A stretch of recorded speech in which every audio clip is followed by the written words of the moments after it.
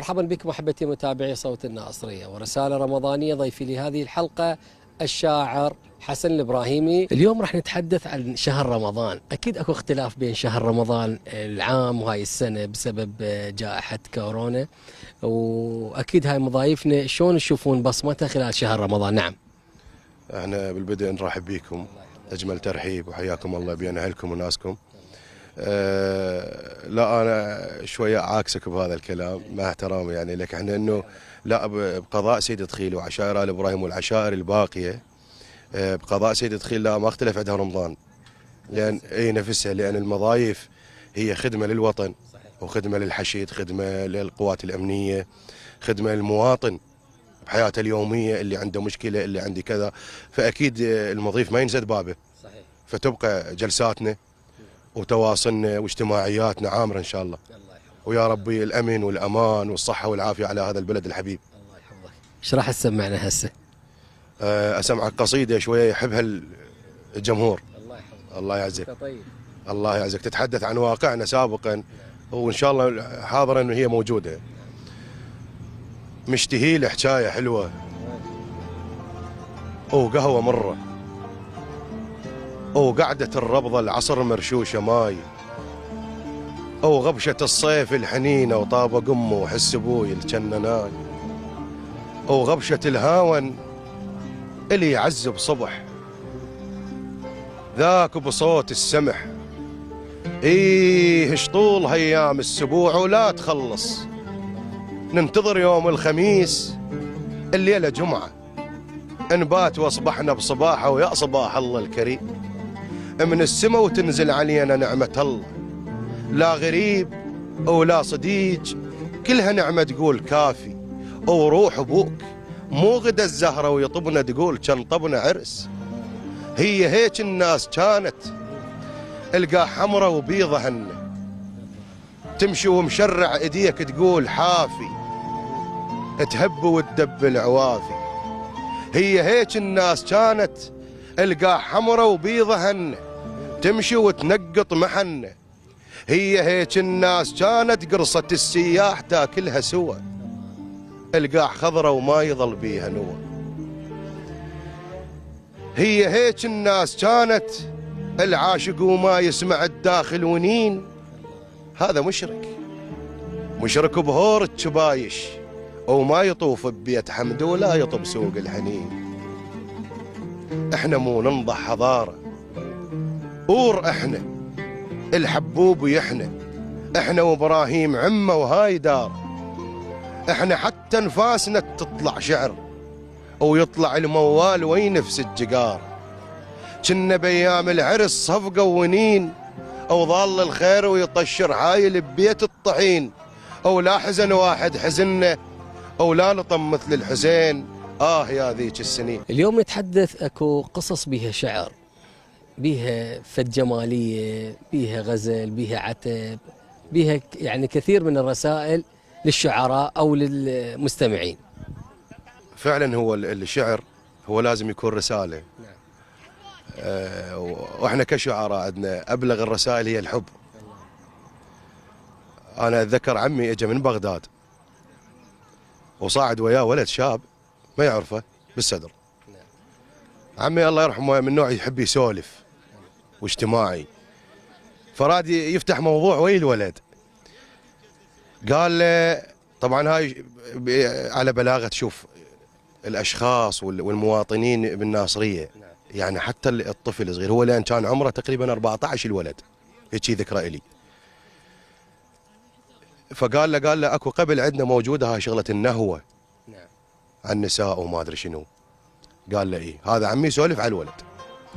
قال له فاكو بنيه حبت لها واحد وما تزوجته، نهى عليها ابن عمها وخذاها، فتعرف اجواء ريفيه وكذا، ينامون برا، فظل ابنها يبكي. اللي متعارف عليه هو الدار مشعر النساء. ايه، فهي من ابنها بكى وهي بالها حبيبها وبالها مغرمها، خاطبته بيد دار متخاطب ابنها، تقول له ظل بكي بالكاروك، ظل بكي بالكاروك ابدا ما هزك، شاكونك ابن هواي هسه معزك. فالولد قال العمي، قال له هاي زين عندها رحمة. قال له شلون وهذا ابنها اللي يبكي وعندها رحمة شلون؟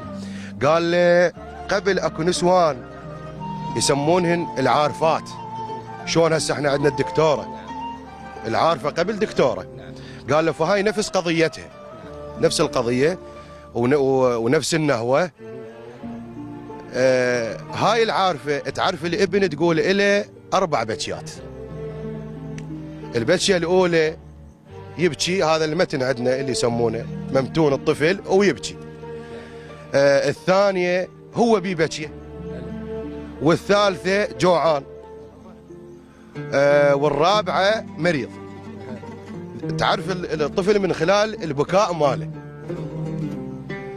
فهاي من بكى ابنها تعرفه جوعان، هم خاطبته بيد دارمي، تقول له أبدا تجزم علي، أبدا فلا خليك ترضع حليبي، أنت وأبوك تروح فدوى الحبيب. الله عليك، الله يحفظك. يعني شعرانا يعني أصحاب إمكانية بالحديث وإعطاء القصص الحقيقية. اليوم أريد أسمع أجمل قصيدة في قلب حسن الإبراهيمي، قصيدة عزيزة عليك، يعني جدا عزيزة عليك، ما تنساها. مرات أنت من تكون في مكان يعني تكون ببالك دائما تتذكرها. هو على قول أحد الشعراء يقول هن كلهن بنات القصائد. بس أقرأ لكم قصيدة قريبة، لأن هذه كتبتها عن قضية عشق، خلينا نسميها عنه بهذا. بعد فراق وبعد ندم وبعد كذا. بردهن يل خذتهن روح وسنيني، فكن عاستك من كنت هاويني، بعد لا عاستك ولا عاست الوياك، عرفت بطينتك ما ترهم الطيني. أنا أكسر نيتي ما أكسر أنا الإيد، إذا نفسي دنت لو قالت انطيني، ويظل ريجي عسل لو أشرب من العوز، أنا مرورة القهوة وما تحليني، لفرك هيج فرت مغزل ويا الخيط، وطو سنين عمرك طوع لسنيني.